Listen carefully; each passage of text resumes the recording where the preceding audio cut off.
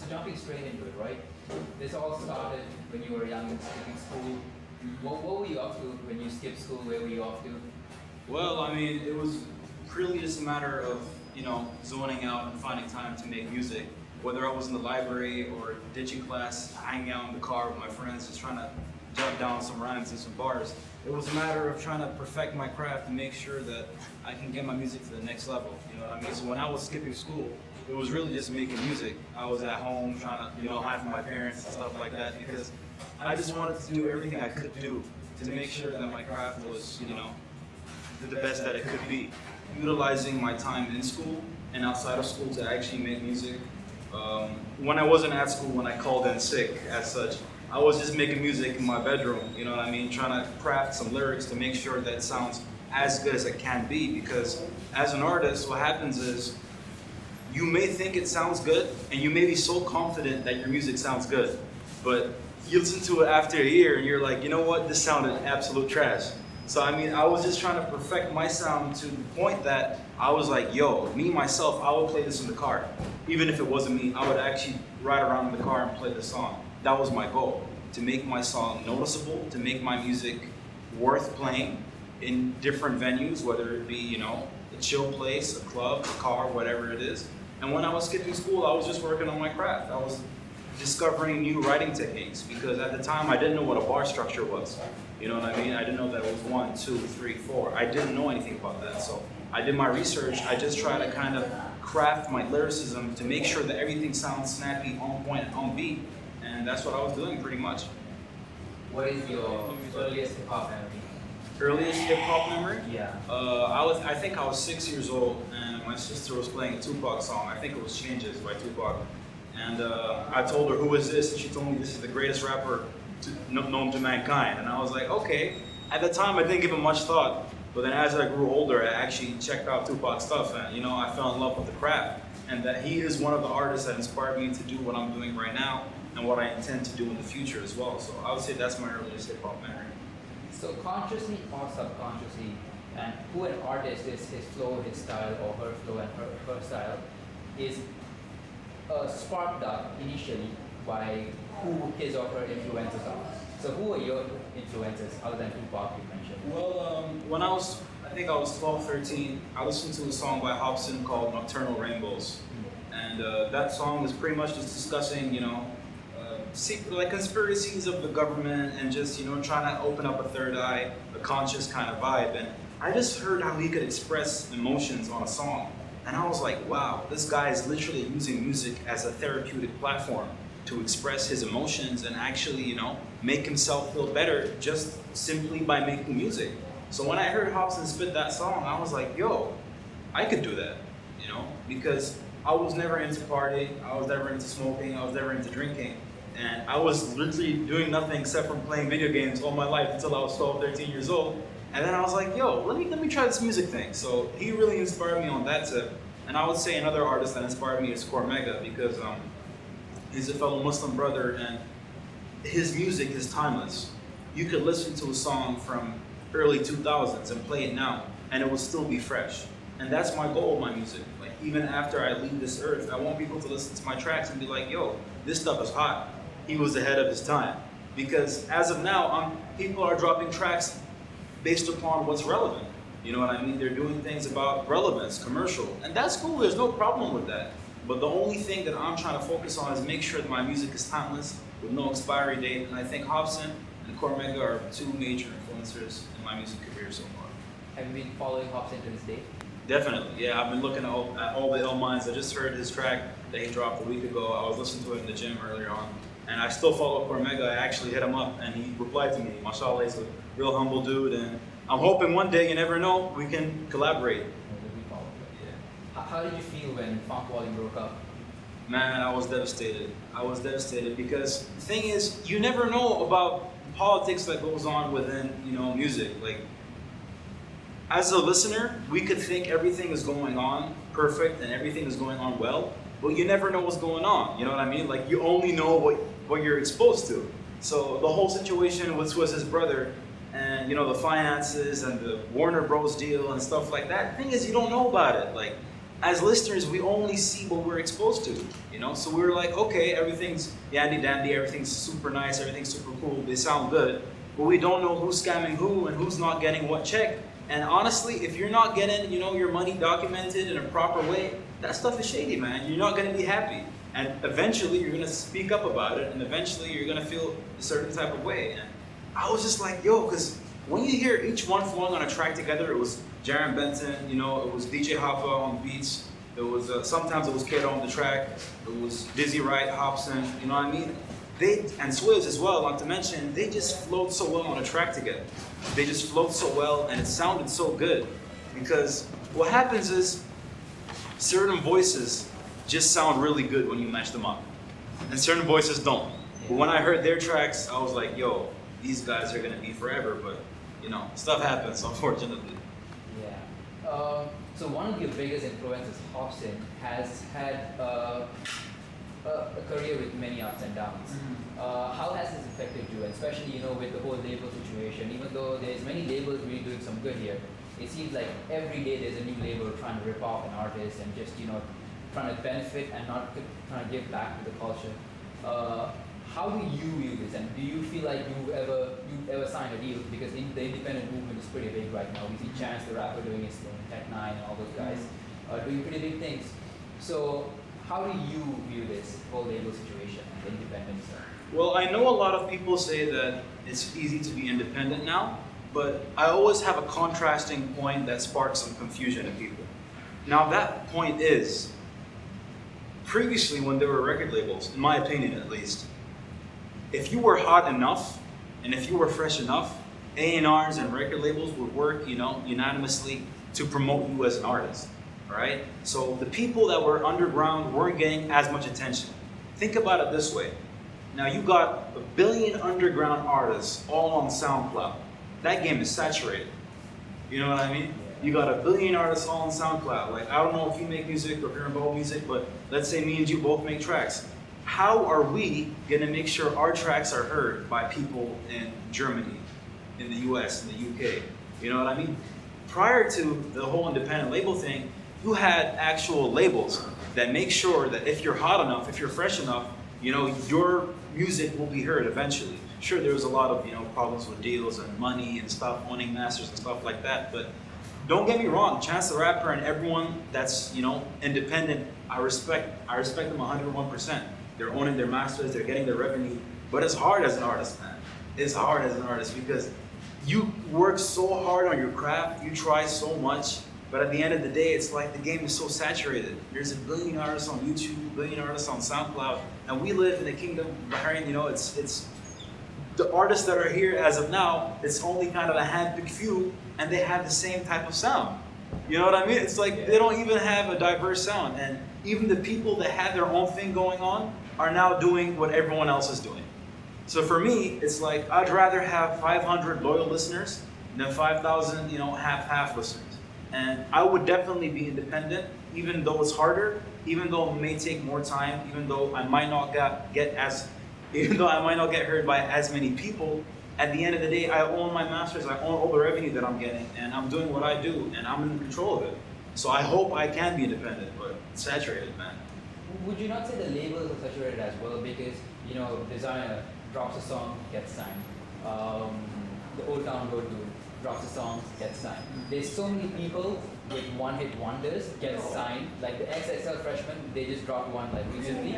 From 5 years ago, nobody's here.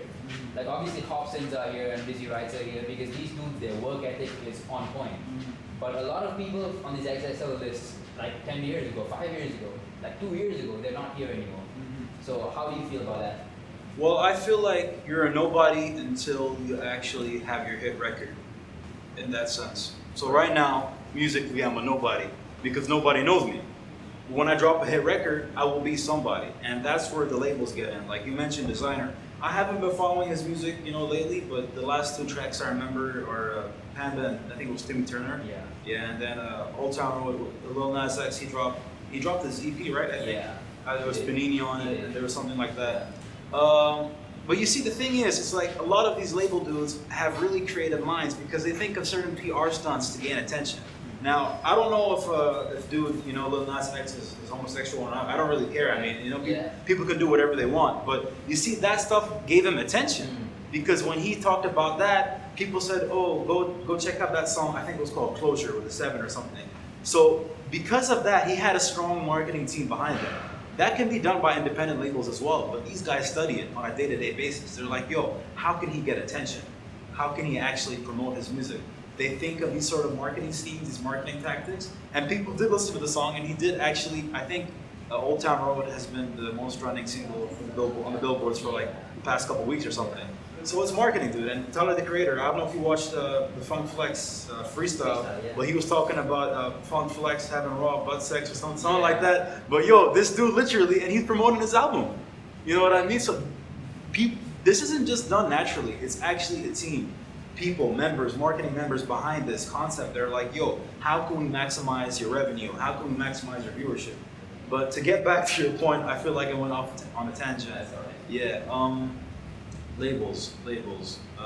Yeah, you could do that all as an independent label as well, honestly. You could. It's just a matter of work. It's harder work. And the labels are saturated as well, actually, because you got so many labels and so many artists. But it's just a matter of being distinctive. I think whether you're independent or not independent, you gotta have some sort of unique attribute to you. That's the most important element. Let's talk about your style and flow, right? Because there is this super lyrical aspect to it, and there is also this smooth R&B sound to it, right? And your beat selection is also very, very interesting when I was checking your music out. How did your creative process work, and what was the process of crafting your style and finding your sound? What was that process like? Well, when I first started making music, it was plain old gibberish. I was just trying to sound good on the record. It wasn't a matter of lyricism, even though I actually was inspired by Hobson. At that time, I was trying to craft my sound by just sounding good. So I used to speak some gibberish lines on the record and a beat. And with time, how it developed was whenever I hear a beat, it has to speak to me.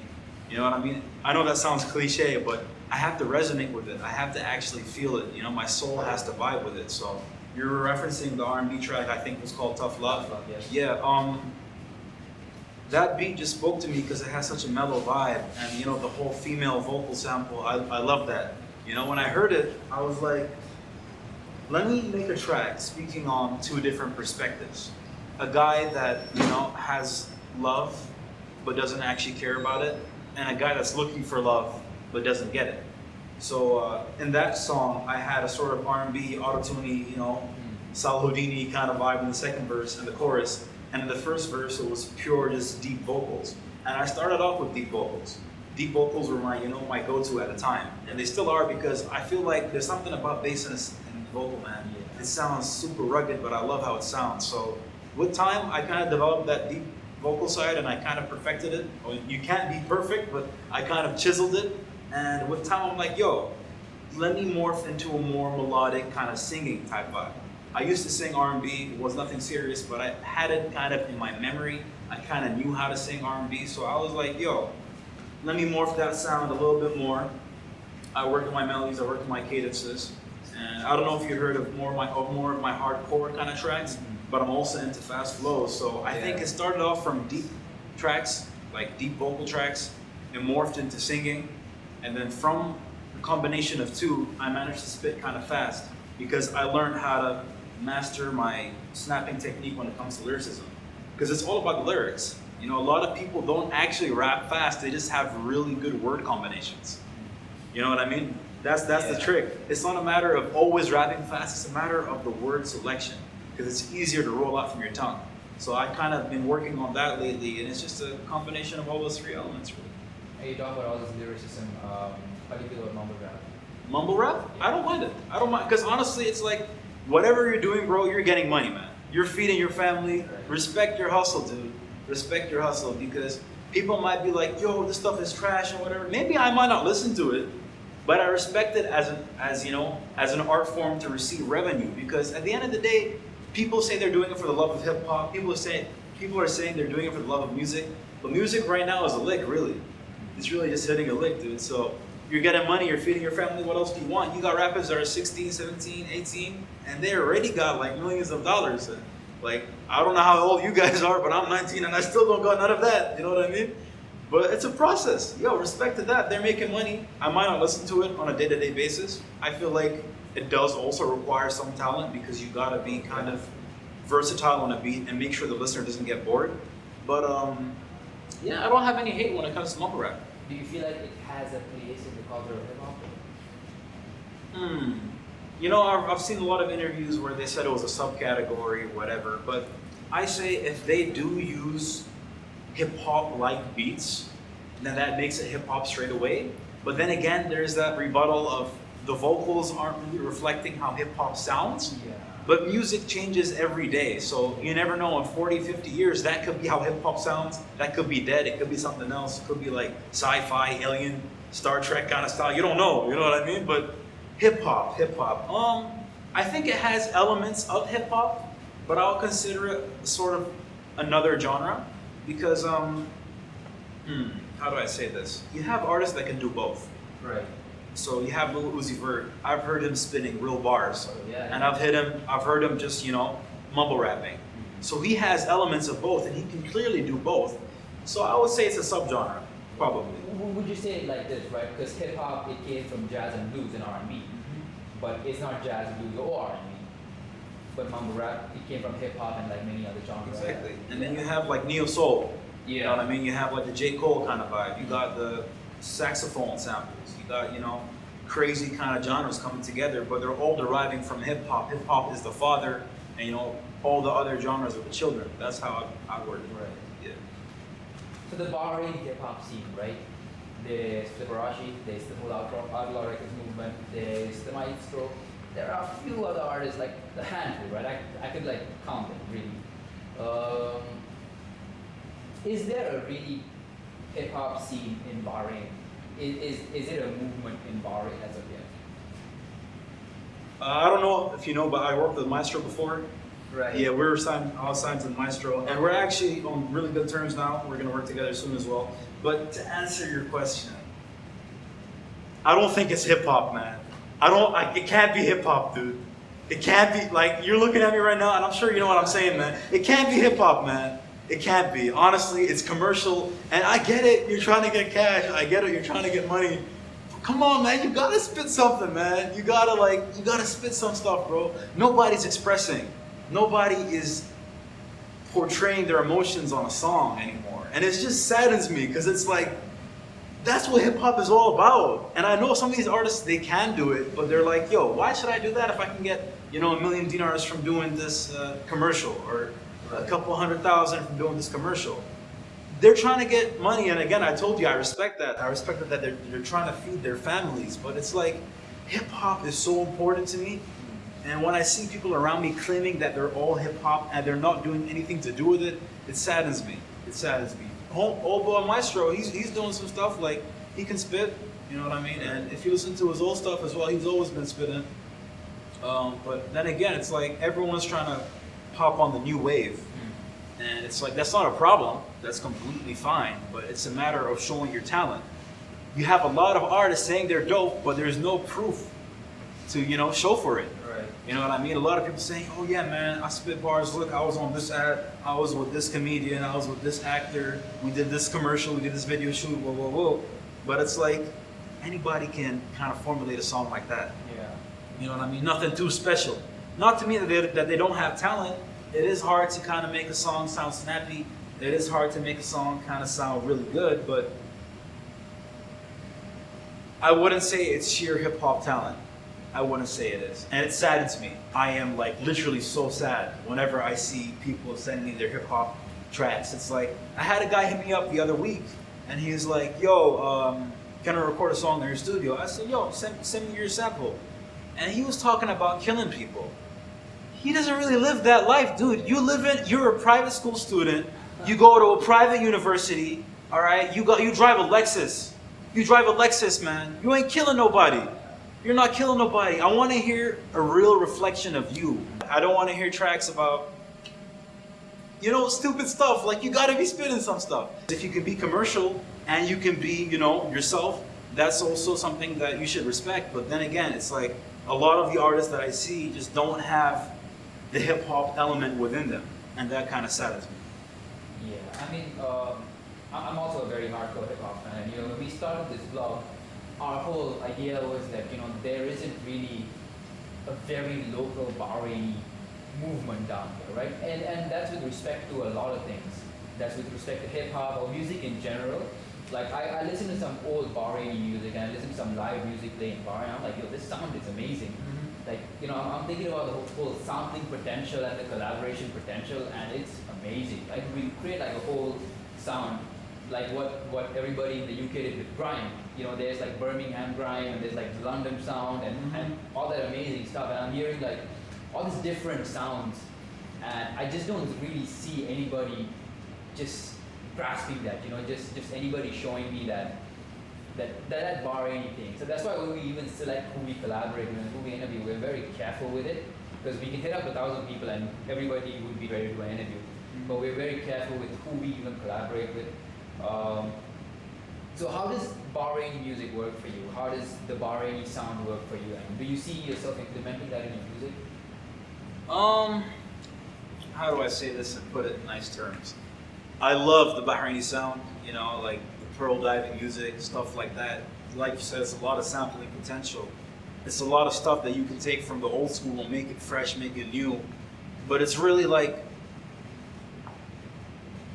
I'm not exactly that type of person as of now, because I'm exploring a different side of my musical character. And where I'm at right now is a means of expression. And I don't actually have a lot of producers to work with. You know, I kind of make beats here and there, but that's not my forte, you know what I mean? So I would love to do things like that, but it's like I'm just not in the proper state right now to be doing things like that. And I'll tell you why there's no community in Bahrain, because everybody wants to be better than the other person, yet they're not willing to provide a helping hand, even if they got a helping hand from that person. Right. Do you know what I mean? It's like, let me give you an example. What's your name, brother? Sean. Sean. Like, let's say Sean hit me up and he's like, yo, I'm working on this melody. I can't really seem to get my head, like, I can't really seem to fix it up. I want some help, right? I help him out. All of a sudden, Sean gets big. He's some superstar. And I hit him up like, yo, dog, check out this bass sample that I did. He's like, yo, I'm not helping you. I'm famous now. You know what I mean? Right. I've seen that happen hands on. No disrespect to you, bro. It's all good. It's all love. I've seen that happen hands on. It's like people have actually helped artists so much, but once they kind of received success and the roles were reversed, they didn't receive any help as well. Everybody hates one another. That's really how it is, because it's a fake love vibe. It's on Instagram where it's all love. It's behind the studio doors where it's, can I swear here? Sure, go ahead. It's behind studio doors where it's like, fuck this dude. You know what I mean? On Instagram, it's all love, it's all affection, it's all real vibes. Behind studio doors, it's like, yo, let me get at this dude. I've seen that happen. I've sat in studios where people are literally not making music. They're on their Instagram. They're like, yo, you see what this dude is doing? Yo, fuck this guy, man. And then he comments on his post saying, yo, respect. I have a dude literally who had the decency. He hit me up, right? He's like, yo, Abdurrahman, we gotta work on some music together. You're super fresh. He sent me, I think, 37 beats to my email, all right? And then he sent an audio sample to one of my friends saying, yo, this fucking dude, this guy should be rapping in Arabic, man. What the fuck is this dude doing? He's trash. I swear if he came to the US, if he came to the UK, he wouldn't be shit. But then he's asking me to collab. I don't get it. I don't get it. Everyone thinks they're the best, and you gotta have the mentality. You gotta feel like you're great. You gotta feel like you're the best. I actually encourage that, but you gotta give a helping hand, man. Like, some artist hit me up. Some guy hit me up last week, and he's like, yo, bro, I don't know how to formulate the sentence. Like, how would you think I should formulate this paragraph and these bars, and how should I make it a poetic format? And I literally sat down, I FaceTime video this guy, he's a random stranger, and I try to help him, man, because I want people to prosper. I want Bahrain to have a hip hop scene, you know what I mean? And I give game on my Snapchat every day, I give advice. I get like a lot of views, 100, 300 views, but only 20 people messaging me. You know what I mean? And it's sad to see, but if I have 20 people that resonate with my content and feel like, yo, Abdurrahman, you're really dope and I'm benefiting from you, I'm learning from you, I don't care if the other 270 people don't look at my content, because I'm just trying to help, you know, a hand-picked selection of people, and eventually that hand-picked selection will turn into hundreds, inshallah, thousands, and that's just my goal, man. you know, J. Cole in the last year has done more features than any artist, has done more features than ever in his career, right? And that is actually because he signed these group of artists, and most of his features are with these artists. So he has this intention, he has the drive to go hard for his peers and his label signees as hard as he goes for himself. And he put this album together. I'm sure you've heard it. Yeah. So this whole thing, from what I'm hearing from you, is lacking in Bahrain. How do we develop it? How do we develop it? Yeah. What we have to do is formulate a sort of team where you have people that have different talents all under one category. That's something that I've been trying to do for a while. It hasn't been so successful, but I'm in the process of doing it. So I'm just going to give you an example. You need videographers, you need directors, you need photographers, you need musicians, you need singers, you need keyboardists, you need guitarists. You need as much as you can, a database under one team, all right? And let's say I want to make a song. I'm trying to think of a guitar sample. Oh, old boy Muhammad can play the guitar.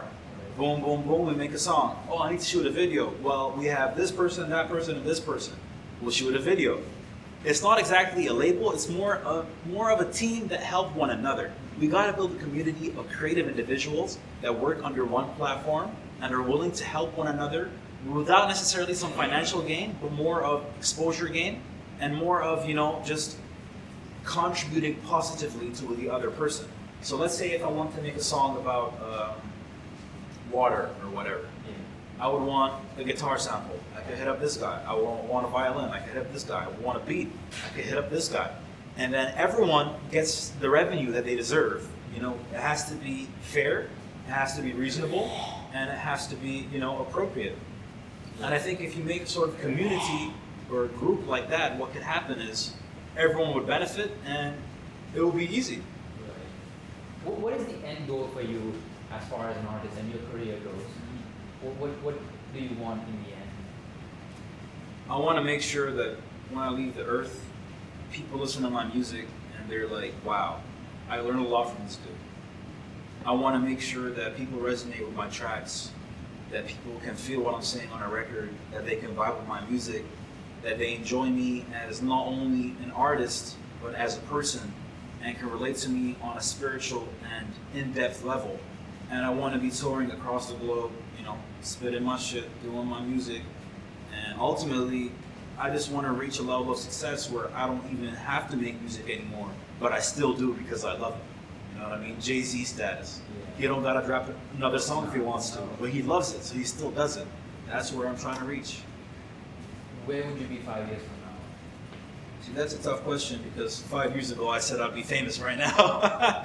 But 5 years from now, you best believe that I'm gonna drop some hardcore hip hop songs, some sensational R&B records, and I'm gonna try my best to create dope ass visuals for all my tracks and make sure that I market the fuck out of myself in this country and outside to make sure that I maximize, my viewership. And that's what I'll be doing. You'll be catching me everywhere I can, performing, wherever I get a chance to perform. You'll catch me wherever I can, shooting a video, doing what I do, because I want people to see my stuff. And that's the process, you know what I mean? So, how open is the Bahraini artist community for collaborations and all that? I don't think that they're too open or not open. I feel like are you talking label-wise or just artist-wise? Artist-wise. Artist-wise, well, yeah, I mean, artists like me and other people, I'm sure that they're very open to collaborations. They're very, down to work with one another. But when it comes to like labels, that's where it kind of gets, wishy-washy because they're like, yo, you're dope, I vibe with your stuff, but my boss said I can't work with you. And I've seen that happen before, and it's gonna happen for a long time, and you know who I'm talking about. I don't need to tell you anything. You know what I mean? You know what I'm talking about. And I'm sure you feel the same way, to a certain extent. And it's like, it's a lot of creative control going on here, man. It's a lot of creative control. It's like you're in a label, you want to express yourself, but they're like, no, that won't sell. You gotta rap about falafel. and then boom, falafel this, falafel that, you know, scratch that, put it on a backpack, or rap fast with Mac class, yo, I got falafel on my back. You know what I mean? Like, people are gonna just do whatever sells, but in terms of collaboration, I feel like artists like me, you know, I'm very down to collaborate. If I find something, you know, cool, if I resonate with another artist, I'm down to collaborate. When it comes to labels, that's a bit rigid. Well, really rigid. I don't know if you opened up to your family about your career choices and where you want to be in life. How did they react? Were they open to it? Were they supportive? They were actually really supportive. You know, they were really, at first, some of my family members thought that it was just going to be a phase.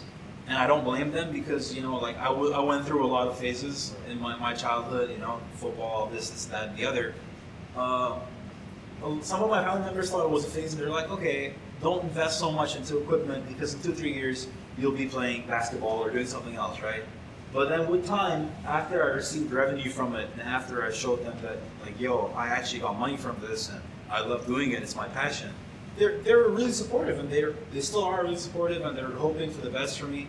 But then again, it's like, it's always that fear of don't pursue music full time because you have to have a backbone. And I made a song about that called If I Die. And that song I said, if I die, I'm gonna make it. What did I say? I said, Mama said, study business, you gonna be fine. But I don't wanna study business. I wanna make music.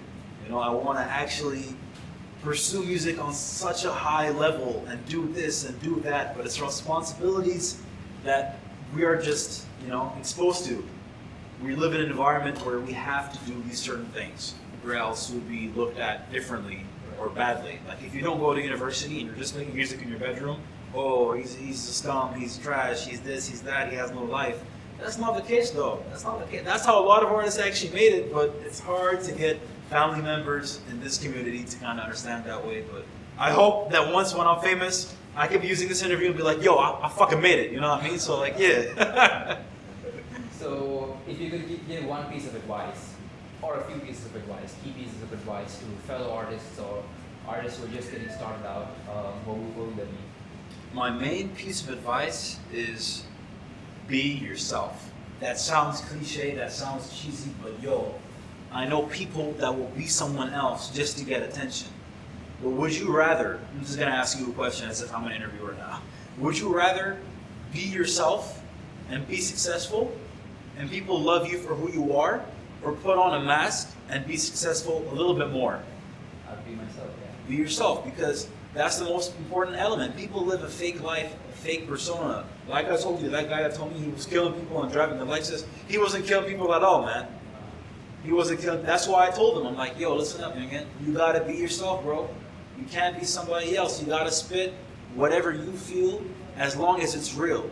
That doesn't mean that you can't spit concept tracks and stuff like that, but the main piece of advice is be yourself, because you want people to resonate with who you are for you and not for who you portray yourself to be. And the second piece of advice is, I know it can be hard in this country, you know, pursuing a creative art, dealing with parents, family, backlash and stuff like that. What I do is start off without telling anybody. Develop your craft. Be gradual about it. Once you're serious about it, once you kind of build a foundation, slowly open up to your family about it and show them that, you know, you're actually doing some good things. You're doing some really great things. You've been working with some influential people. You've been spitting some meaningful tracks. I had a friend with me who wanted to collab on a track with me. What is wrong with me? Collab on a track with me. And at first his mom was like, no, rap is vulgar, rap is this, rap is that. But once she heard the track, she was like, wow, this is a beautiful like message you're conveying. You know, so make sure you have them nice messages for your parents, because they're gonna benefit you in the long run. And I think, last but not least, the most important thing is to experiment. Try different sounds. Who says hip hop has to sound boom bap? Who says it has to sound mumble rap? Like, you can experiment with different sounds and it's gonna sound dope. It's gonna sound different. It might sound trash, it might sound dope, but you gotta experiment, because experimentation leads to a variety, and variety leads to someone listening to it and being like, whoa, this is different, and that leads to fans, and that leads to listening. So, yeah. Thank you very much for your time. I appreciate you very much. Just cause I'm not here temporarily doesn't mean that I'm not here. We gotta set a couple things clear, you feel me? Yeah. I do not mess with no rats, ooh. I do not mess with no rats, yeah. I do not mess with no rats, ooh. I do not mess with no rats, yeah. I do not mess with no rats, yeah. I do not mess with no rats, I do not mess with no rats, yeah. I do not mess with no rats. They know that I'm heaven sent, they know that I'm relevant, they know I'm the only bro to get in it. Then nobody bro be the medicine, ain't nobody higher than a brethren. Whatever y'all rap cats do, you a veteran. Ain't nobody higher than a boy, yeah. Ever since I really left, yeah, I let y'all play with the toys, yeah. But when the big boss roll, I tic-tac-toe. It's too easy for a big rap bro. Y'all might think that I did go, but I just beat on my big boy flow, yeah. Before you head up my line, yeah, make sure you got it on lock, yeah. I been my life on a rise.